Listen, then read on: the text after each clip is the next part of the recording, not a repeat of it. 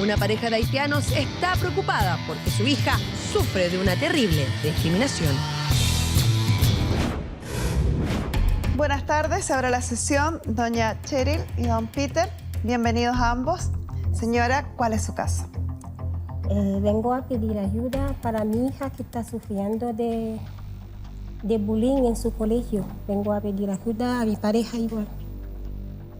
¿Ustedes son haitianos, ambos? Sí, somos haitianos. Haitiano. ¿Y cuánto tiempo llevan en Chile? 2 años. 2 años. 2 años. Yo 2 años, 8 meses y él 2 años. Poquito. ¿Qué edad tiene su hija?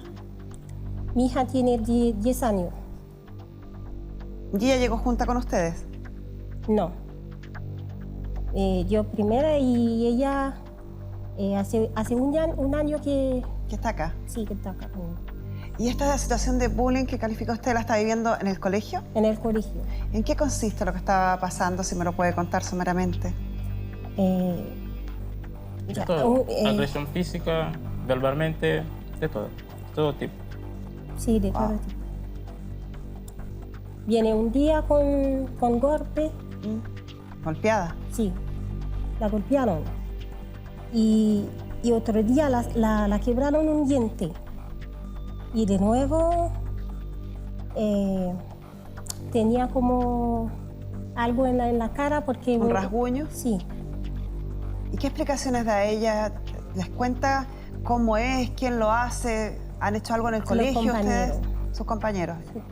¿Y en el colegio ustedes han puesto algún aviso de lo que está pasando? ¿Han conversado con alguien? Sí. Sí, fuimos al colegio, pero no hacen nada. Prácticamente no dicen nada. Me dieron el seguro escolar para ir a ver... Para ir a la asistencia médica. Sí. Pero ¿alguna medida que haya tomado el colegio, que esté en estudio, algo, que hayan investigado lo que está pasando? No, nada. ¿Nada? No. ¿Y de hace cuánto tiempo? Hace 4 meses. Y veo que no va a resultar nada. Yo cambio de comuna. Yeah. Igual de colegio.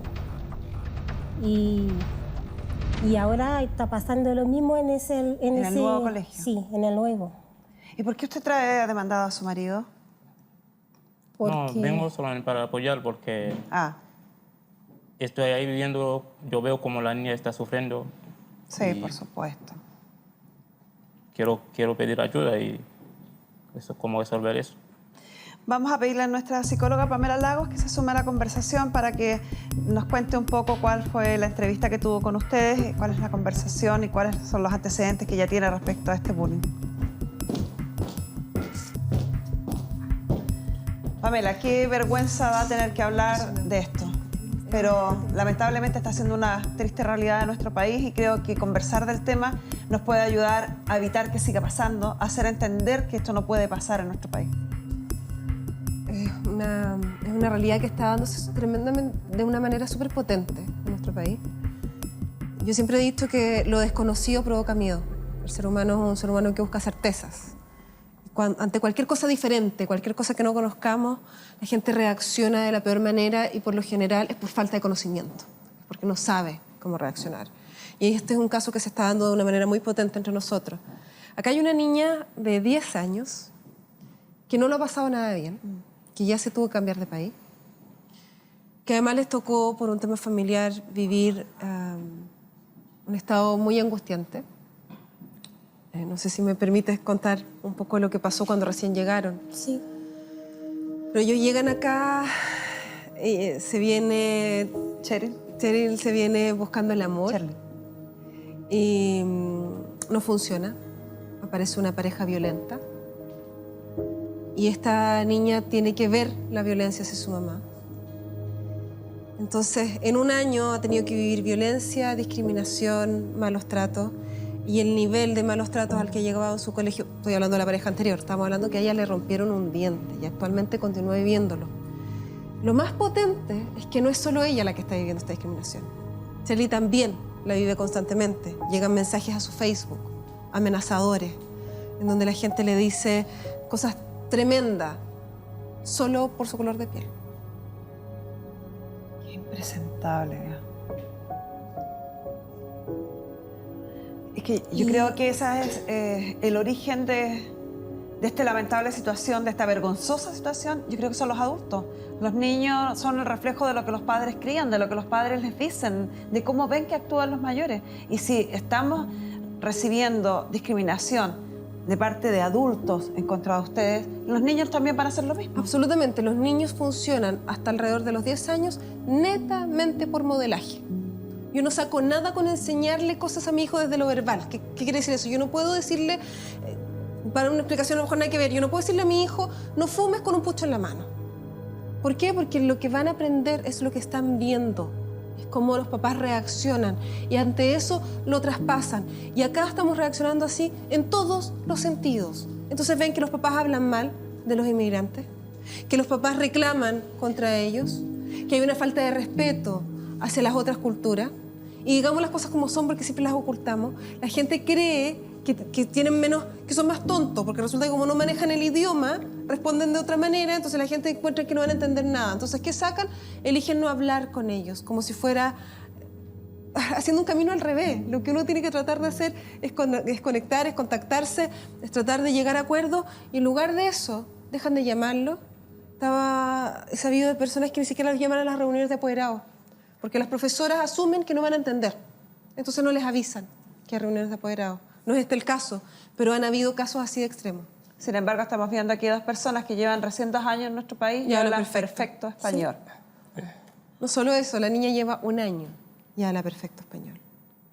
Habla perfecto español y sabe perfectamente lo que le está pasando. Sí. Que eso es súper potente, porque tiene apenas 10 años y tuvo que llegar a su casa a explicarle a su mamá lo que le pasaba. ¿No es así, Charlie? Sí. Y hoy día me miente, porque me dijo que hoy día mamá no hay colegio. No quiere ir. Para no ir. Hablemos ahora específicamente del bullying, porque el bullying no solamente se da en este caso, en estos casos de racismo, sino que también se da en nacionales entre niños que aparentemente no tuvieron ninguna diferencia racial. Está siendo muy común. ¿Cuál es quisiera enfrentar contigo, ¿qué hacemos como papá, lo que están explicando ellos? ¿Cómo afrontamos esta situación cuando nuestro hijo nos cuenta que está siendo víctima de bullying? Lamentablemente es cada vez más común. ¿Sí? Un estudio de la Universidad del Desarrollo muestra que el 70% de los niños o han vivido bullying o han presenciado bullying. Que ojo, que por lo general los niños que lo presencian tampoco uno habla de ellos, pero son niños que también viven violencia. Ver violencia también te violenta y también te afecta emocionalmente. Por lo tanto, las cifras son súper altas en nuestro país y tienen que ver con lo que dices tú, con papás que no saben manejar los conflictos, con papás que le enseñan a los hijos que tirarle el auto encima al otro está bien, que le dicen a los hijos defiéndete. Porque de chico viene eso, papá, este niñito me pegó, defiéndete, pégale de vuelta, no seas tonto. En lugar de decirle, hey, hay otras formas de solucionar los problemas. De hecho, todos los estudios muestran que la forma de manejar el bullying y reducirlo en los colegios no es desde enseñar a no violencia, es desde enseñar a resolver los problemas. Las personas están acostumbradas a que los problemas se resuelven con un golpe, con un grito, con violencia. ¿Qué hacemos si nuestro hijo nos cuenta que está siendo víctima de bullying? O que presencia, que está mirando que otro niño está siendo víctima. Lo primero es contener. Es hacer todo lo contrario de lo que hacen esos papás que le dicen defiéndete, pega de vuelta, que es lo que ustedes hicieron. Ustedes lo hicieron muy bien. Ustedes contuvieron a su hija. En ningún caso le dijeron anda y pégale tú de vuelta y enójate tú también, defiéndete. Todo lo contrario. Le enseñaron que eso estaba mal, que eso no corresponde, que esas personas que lo hacen también tienen un problema y también necesitan ayuda, porque han aprendido un mal funcionamiento de la agresión. Son niños que en algún punto también necesitan ayuda. Hay que entender que el victimario, el que hace de bullying, que yo también no estoy de acuerdo con la palabra bullying, encuentro que es un eufemismo. Esto se llama el matón. Eso en chileno. En inglés se dice bullying, en español es el matón. Y el matón que todos conocíamos antes, hoy en día está aumentando. ¿Está aumentando por qué? Porque los papás somos las personas que no estamos enseñándoles a manejar sus emociones, que no estamos enseñándoles cómo relacionarse con otro, que no estamos enseñándole algo súper potente que me dijo su hija.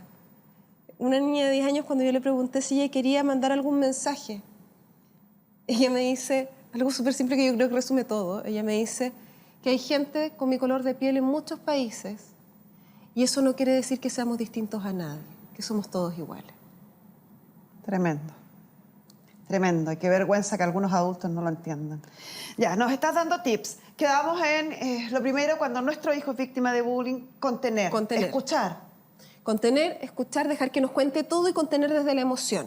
Ya. Segundo, explicarle que los niños que hacen bullying hacen algo malo, pero no porque sean niños malos, porque no existen los niños malos.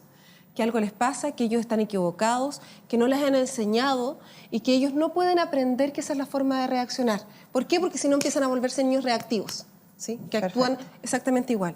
Y posterior viene la contención desde los adultos y desde el colegio. Y en esa parte quiero pedirle a la colaboración que tenemos acá en el estudio a doña Daniela Enrique, ella es presidenta de la ONG Efecto Mariposa. Voy a pedir que se sume a la conversación porque estoy muy de acuerdo contigo, uno como mamá, después que contiene al hijo, que escucha al hijo, le baja una rabia inmensa y lo que quiere es resolver el conflicto entre adultos, dirigirse al colegio, qué hacer, cómo hacerlo, y eso quiero hablar contigo, Daniela, y que nos expliques. Bienvenida. Muchas gracias. Bueno, como lo decía Pamela y complementando un poco lo que ella mencionaba, el abuso, que quede claro, tiene 5 dimensiones, que puede ser el abuso físico, verbal, social, digital o sexual. ¿Ok? Estas son las dimensiones.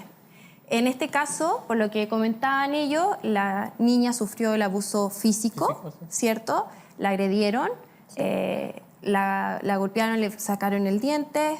¿Qué más mencionaba? El social, que todo el mundo la excluían, sí. Porque seguramente a muchos niños le pasan, hacen todos grupos y al profesor le dice en grupo y queda siempre un niño afuera, ¿no? Ese es el que tiene que ver con el social. El de las redes sociales también. El digital, que está muy en boga y que nosotros tenemos el caso justamente de la niña Katy Winter. En definitiva, el Estado y, digamos, el Ministerio de Educación, hay un instructivo en el cual los papás firman al inicio del año escolar, ¿En todos los colegios? Reglamento, en todos los colegios, que es el reglamento del colegio, ¿ok? Ese reglamento ustedes lo firmaron y todos los papás lo firman. En ese reglamento también sale el reglamento interno de convivencia escolar, en donde también les informan a los papás, por favor, papás, léanlo, de verdad es necesario leerlo, porque en ese reglamento está el paso a paso. ¿Y el paso a paso qué contempla? Contempla hacer un seguimiento del caso y levantar el caso a través de un informe por el encargado del establecimiento de convivencia escolar. El encargado de convivencia escolar tiene que informar a los papás de la situación de manera inmediata. Inmediata, o sea, pasó esto en la mañana el mismo día. Y llamar a los padres sin los niños para informar de esto. Tengo entendido que aquí no sucedió en el primer colegio. No, nunca llamaron. Enteramos nosotros por la niña, pero nunca llamaron ellos. El Estado y, digamos, el Ministerio de Educación, hay un instructivo en el cual los papás firman al inicio del año escolar, ¿En todos los colegios? Reglamento, en todos los colegios, que es el reglamento del colegio, ¿ok? Ese reglamento ustedes lo firmaron y todos los papás lo firman. En ese reglamento también sale el reglamento interno de convivencia escolar, en donde también les informan a los papás, por favor, papás, léanlo, de verdad es necesario leerlo, porque en ese reglamento está el paso a paso. ¿Y el paso a paso qué contempla? Contempla hacer un seguimiento del caso y levantar el caso a través de un informe por el encargado del establecimiento de convivencia escolar. El encargado de convivencia escolar tiene que informar a los papás de la situación de manera inmediata. Inmediata, o sea, pasó esto en la mañana el mismo día. Y llamar a los padres sin los niños para informar de esto. Tengo entendido que aquí no sucedió en el primer colegio. No, nunca llamaron. Enteramos nosotros por la niña, pero nunca llamaron ellos. Y que eso es bastante común, ¿eh? Que el colegio trata como de bajarle el perfil al tema, por reputación, por una serie de cosas. Si eso ocurre, uno debe dirigirse al colegio a presentar el reclamo, ¿no? Pasa a la siguiente instancia, si el encargado de convivencia escolar no responde, no levanta el informe, tiene que ir a la dirección del colegio. Ahora, si el director del colegio o la directora del colegio o rector, en el caso de algunos liceos, no está al tanto, tiene que levantar una situación ya a nivel, digamos, administrativa, porque el encargado de convivencia escolar no hizo su trabajo. Después, si el mismo colegio no colabora con eso, los apoderados o el cuidador tiene la obligación de hallar ayuda en la Dirección de Corporación Educacional de la Municipalidad. La Dirección de Corporación de Educación tiene que dar la orden del colegio de hacerse cargo. Y entre todos esos documentos que uno va rescatando, acumulando. Eso es importante, dar ese tip de que ojalá todo por escrito para que vaya quedando una prueba de que se presentó con tal fecha el reclamo a tal persona. Los mails es una prueba suficiente para que ustedes digan, mi hija llegó así y no se me ha informado nada al respecto. ¿Me pueden, por favor, contar qué sucedió en la libreta de comunicaciones? Dejar registro todo, siempre con fechas. Más allá de la documentación, después hacer la constatación de lesiones de los niños como corresponde. O sea, si llega un niño agredido con un arañón, con algún golpe, con alguna situación anómala, el amor de padre igual es muy ciego a veces, pero igual hay un instinto. Y también hago el llamado a los papás de ese instinto, porque muchas veces hacen caso omiso, no, si hoy día no quiere comer, no, hoy día se hizo pipí en la cama. Puede ser, los niños cuando sufren de abuso pasan a la etapa primaria y regresan a esa instancia donde necesitan protección, que es justamente cuando son más pequeños, que tienen que alimentarlo y todo. Quiero interrumpirte para retomar con Pamela eso que estás diciendo, porque me parece sumamente interesante. Los niños cuando están pasando por una situación así, a veces no lo cuentan y empiezan estas señales que está hablando Daniela. Si nos pudieras comentar, Pamela, dentro de tu área, ¿cuáles son las señales que debiéramos estar alerta para que nos parezca preocupante el tema? Hay dos tipos de señales más típicas, que son las regresiones, que son de las que ella habla, que son conductas más de guagua. ¿Sí? Se empiezan a hacer pipí, que pasa sobre todo en los niños bajo 6 años. Empiezan a hacerse pipí, empiezan a dejar de comer, empiezan a tener miedo en la noche, a tener pesadillas en la noche, se angustian. Lo que ella decía, esto que decía Cheryl, que llegaba y no quería ir al colegio. Cuando son un poquito más grandes, empiezan con este manejo de la información. Y empiezan a decir que no hay clase, que les duele la guata, empiezan a inventar enfermedades, por ejemplo, que tienen mucho más que ver, y no pueden dormir, que tienen mucho más que ver con un nivel de estrés muy alto. Imaginémonos, es lo mismo como cuando los adultos nos estresamos mucho y no queremos ir a trabajar y no queremos ni abrir el correo para no saber cuántos correos tenemos y en las noches empezamos a pensar, a los niños les empieza a pasar exactamente lo mismo. Sí, empiezan a somatizar y empiezan a enfermarse. Quiero compartir esto con ustedes porque creo que hemos sido muchas las mamás las que nos ha tocado vivir el bullying. A mí específicamente con una de mis hijas, y es muy terrible porque uno al principio como que discute con los hijos porque ¿por qué no quiere ir al colegio? Exacto. Cree que es de flojera. Cree que es, claro, de irresponsable, cuesta mucho entender. O que no puede dormir tener la percepción para darse cuenta que hay un problema mayor, que hay algo que está pasando. Los niños, por regla general, no es que no quieran nomás ir al colegio. Si un niño no quiere ir al colegio, debiera ser un síntoma de alerta, ¿no? Por lo general, sí, siempre es un síntoma de alerta. Sobre todo cuando se repite más de 3 veces. ¿Por qué? Porque es normal que de repente no quiera ir al colegio porque hace frío, está lloviendo. O no estudió para la prueba, o quiere quedarse más rato jugando, da lo mismo. Pero cuando esto empieza a ser repetitivo en ciertas situaciones, y ojo que por lo general uno empieza a ver que el síntoma es repetitivo. Siempre le duele la guata, siempre le duele la cabeza, siempre son síntomas inespecíficos. ¿Qué quiere decir eso? No es que me duele aquí, me duele toda la guata. No es que me duele la cabeza de una manera y me tomo una pastilla y se me pasa. Este síntoma continúa constantemente o empieza a cambiarse de lugar el dolor. Todos esos síntomas son síntomas más bien que tienen que ver, no, ojo, que no es que los niños inventen, que es lo que la gente cree, que los papás empiezan a creer que inventan, como no quieren ir al colegio, inventan. No, ellos de verdad, por lo general, empiezan a tener sintomatología física porque somatizan. ¿Qué quiere decir eso? Están tan estresados y tan angustiados que de verdad les duele la guata, de verdad no pueden dormir, de verdad se empiezan a enfermar porque de verdad se sienten mal con ese nivel de estrés. Entonces también, ojo, que pasa mucho que los papás, cuando los ven así, dicen, ay, dice que se siente mal porque no quiere ir a clase, ya no va a clase y se queda acá, pero se queda haciendo tarea. No, ayudémoslo también. Llamemos a alguien que lo ayude con su dolor de guata, cuidemos su dolor porque el dolor también es real. En el caso de la niña de ustedes, esto, la alerta parte porque ella les conversa, ella les cuenta, o ustedes vieron algún signo que los alertó y empezaron a preguntar. Que cuando ella volvió del colegio está siempre con una cara triste. Sí. Fueron ustedes que se dieron cuenta. Le pregunté, porque a mi hija lo conozco. Le pregunté, ¿qué te pasó? ¿Por qué tiene la cara así? Y me contó. Vuelvo contigo, Daniela. Sí, bueno, tenemos la presentación de todos los reclamos en todas las instancias. A lo mejor repasemos. Primero revisar el reglamento interno del colegio. El reglamento interno. Después, el reglamento interno de convivencia escolar.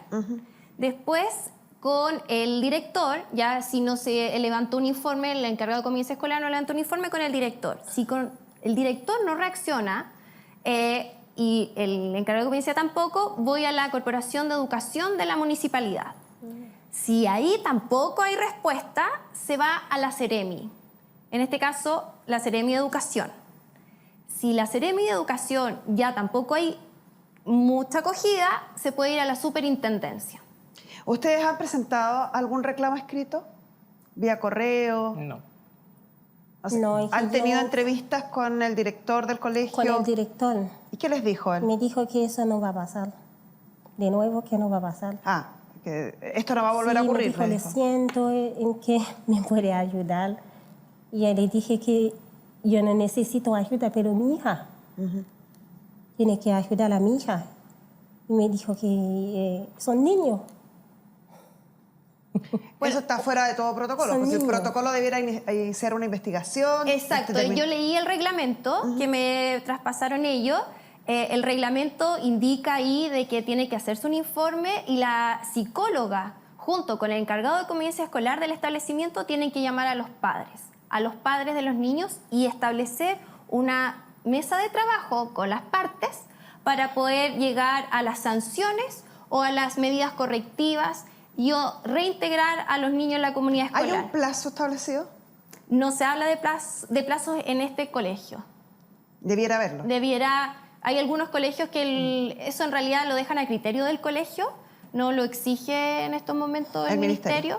Se habla de la buena voluntad de las partes. Eso es realmente lo que sucede. Ahora, bueno, este es un caso que está mezclado porque es físico, verbal, pero también hay uno digital muy potente, que hago el llamado también a la casa, que ese es mucho más difícil de ver, porque no es físico, no veo una cicatriz, un golpe o un diente, que ahí hago la invitación a los papás sobre todo y a los mismos chicos a verbalizar las cosas. Los niños, y en este caso la niña tiene 10 años, es más difícil y dice que está enferma para evitar ir al colegio, pero cuando ya son más adolescentes se puede verbalizar. Ahora, nosotros como fundación vamos a ayudar y ya estamos haciendo guía de este caso, de seguir los pasos como corresponde, de exigir también. El Estado funciona en esto. Ahora está muy en alerta, hay parlamentarios poniendo en jaque justamente la actual ley de convivencia escolar. La invitación es que hagan los pasos.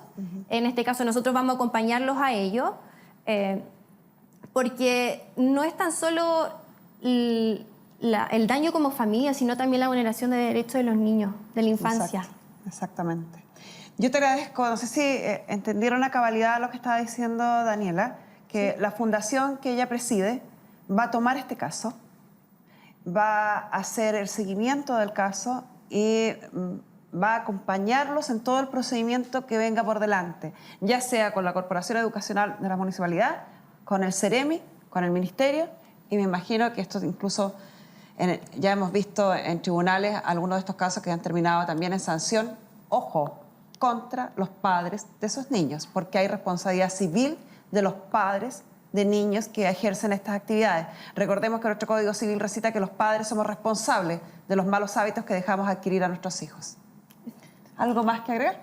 El llamado, que si tienen algún caso, que se comuniquen con nosotros en Fundación EM, en Instagram. Ahí hago el llamado sobre todo a los niños. Ellos confían mucho en nosotros, le hacemos contención emocional con nuestros psicólogos también. Hay otras fundaciones también, como Todo Mejora. Estamos en los conversatorios, por si acaso, con la familia de Katy Winter, para justamente resguardar casos de ciberbullying que son más potentes.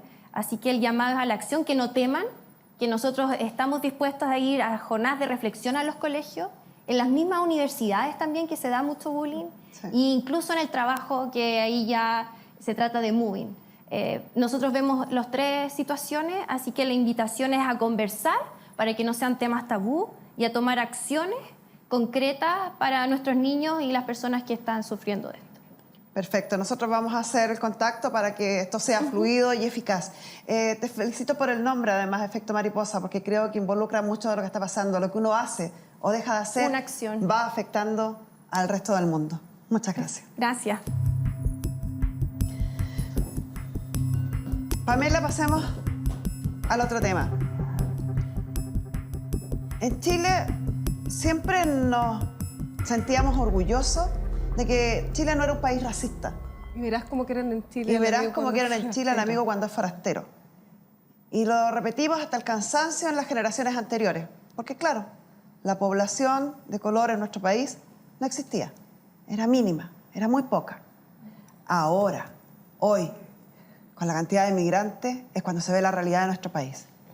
Y sinceramente, personalmente, me da una vergüenza tremenda decir que somos un país racista y clasista. Y que, tal como tú dices, que creo que eso no es discutible, ambas actitudes no obedecen más que a la ignorancia de nuestro pueblo. Absolutamente, a la falta de conocimiento del otro, a la ignorancia, como dices tú. A que no queremos darnos ni el tiempo ni el trabajo de conocer al otro, y es más fácil devaluar, porque por lo general las personas que devalúan lo hacen para sentirse superior en algo, lo hacen porque de alguna u otra manera les da, y perdón la palabra burda que voy a usar, pero les da lata hacer el esfuerzo de tratar de ser mejores. Entonces, tapando y disminuyendo al otro, yo puedo mantenerme arriba. Y eso es lo que hacemos constantemente. A mí me impresionó escuchar a ella me decía que acá hay trabajo. A diferencia de su país, acá hay trabajo, pero que acá hay mucha discriminación y diferencias sociales, que es algo que ustedes no tienen allá. No. Allá no importa cuánta plata tiene. No importa el color. Todos somos iguales. Es que todos somos iguales. Sí. Y acá hay un gran tema en donde somos un país tremendamente segregador. Segregamos desde qué colegio vienes, segregamos de quién es tu familia. El apellido, la ciudad. El apellido, la ciudad, la forma de hablar, los modismos que usas, el color de tu piel, el color de tu pelo. Todo es una segregación y tiene mucho que ver con nuestra falta de identidad. ¿Cómo enfrentan ellos esta situación? Buscando redes. Yo entiendo que no es fácil. Yo entiendo que no les ha tocado fácil. Inmigrar nunca es fácil. Y en este caso, además, hay una historia familiar potente, en donde hubo violencia. Dígame. Cuando yo llegué aquí, mayormente no me gustaba ver televisión, pero me gusta ver noticias. Pero al llegar aquí, al ver la noticia, los comentarios racistas, y por eso ya yo tenía una televisión y la había apagado ya, porque ya no me interesa ver nada. Me gusta leer el periódico, pero ya... ¿Y han tenido gestos amables? Porque hay un tema preocupante, ¿cierto?, con el racismo, por eso nos centramos en hablar de eso. Pero también hay otros chilenos que bastante más avanzados entienden la inmigración como un proceso natural en el mundo. Tengo muchos amigos chilenos y compartimos bien. Pero no todos los chilenos son racistas. No todos son todos. racistas, es verdad. No podemos decir todos, pero algunos sí. Claro, que son los racistas los que preocupan, los que se convierten en un problema. Pero hay chilenos que los han acogido bien. Sí.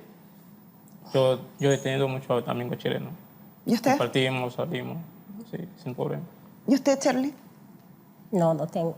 No tiene todavía. No. Tengo amigos, pero no chilenos. Venezolanos. Otros inmigrantes. Sí. ¿Y pretenden ambos quedarse en nuestro país más tiempo, a pesar de esta mala experiencia que han tenido? Sí. Pienso que da un poco más. Shirley parece que no está muy convencida. No. Se les ha hecho difícil. Peter vino a terminar de estudiar. Él estaba en segundo año de ingeniería civil. Pero por un tema de papeles, La convalidación. se le ha hecho muy difícil. Es auxiliar de enfermería. No puedo trabajar. El título, los papeles y todo. No. También la convalidación de títulos, ¿no? Sí. Estábamos hablando entonces de cómo armarse para sobrevivir en esta situación. Pamela hablaba de buscar grupos de contención, y que puede ser, ojalá fuera con más chilenos, pero también con la comunidad haitiana o con la comunidad inmigrante, los venezolanos, de repente los colombianos, donde quiera que uno encuentre gente que te pueda hacer sentir en familia o no. Sí, lo ideal es generar redes, y eso es lo primero, porque lo que pasa cuando uno se siente, cuando las personas se sienten discriminadas o que no son aceptadas por el otro, es aislarse. Es lo primero que uno hace, es centrarse en uno y tratar de protegerte como para que nadie te afecte. Sí. Y hay que hacer todo lo contrario. Antes de Es conocer necesario a ella, nunca salí. Salgo de trabajo a mi casa. Y yo tenía mi laptop siempre viendo serie aquí y nunca salgo. Pero es súper Ahí me sentía necesario bien. generar redes, ir conociendo gente y ir generando un ambiente protector para uno. Todos lo necesitamos. Y cuando las personas son inmigrantes, lo primero que tienen que hacer es ir buscando ese ambiente protector para ellos. Es lo primero que se recomienda para poder irse adaptando poco a poco al país. Cuando uno no lo hace, por lo general, termina fracasando en la inmigración. Los seres humanos somos sociales. Necesitamos necesariamente al otro. No todos son malos. Hay que hacerla... Yo creo que como sociedad tenemos que hacer la pega todos de cambiar nuestra cabeza. Que insisto, y esto no tiene que ver solamente con la inmigración. Lamentablemente los chilenos tenemos esto por nuestra historia. Nosotros discriminábamos desde la época de la colonia porque eran los hijos del patio de atrás, porque eran los guachos. Constantemente nuestra sociedad se ha entablado como una sociedad clasista y racista. Por lo tanto, se hace más difícil entrar acá, pero se puede. Muchas gracias, Pamela.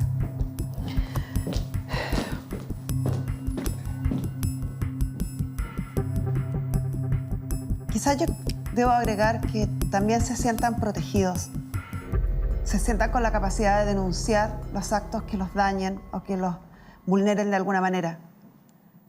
Aunque sean extranjeros que estén un par de días en Chile, solo por pisar el territorio chileno, están protegidos y amparados por la ley. No permitan que abusen de ustedes. No permitan que los vulneren de ninguna forma. En forma personal les pido perdón por lo que les ha tocado vivir. Perdón por el sufrimiento de su hija, una niñita de 10 años. No hay derecho a que lo pase mal. Me duele porque amo mi país y me avergüenza esta situación. Y usted en su casa que entienda que los problemas de asistencia social, los problemas a lo mejor de sueldo, de falta de trabajo, no son problemas de los inmigrantes, son problemas que tenemos que enfrentar como país.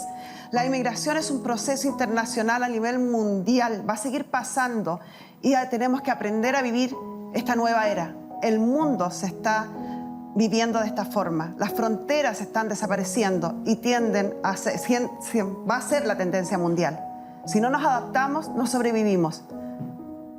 Rechazar al inmigrante, rechazar las diferencias, no nos va a llevar a nada positivo. De corazón, perdón. Y les recuerdo que Efecto Mariposa, la Fundación Efecto Mariposa, en boca de su presidenta, Daniela Enríquez, se ha comprometido personalmente a hacerse cargo de este caso, a seguir todos los pasos que sean necesarios para que su hija se sienta protegida.